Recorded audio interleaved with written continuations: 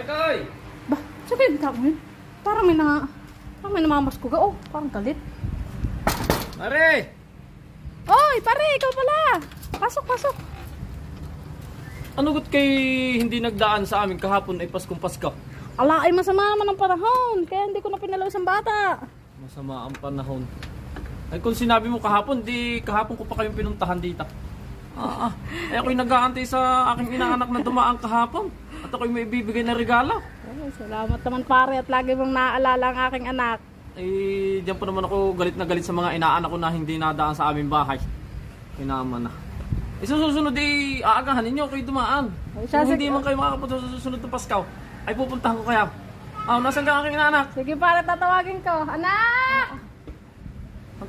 Antay ako ng antay sa aking Anak, inaanak. ang ninong mo! Hindi pala ang nadaan. Salamat po, Ninang. Salamat po. Ano pa?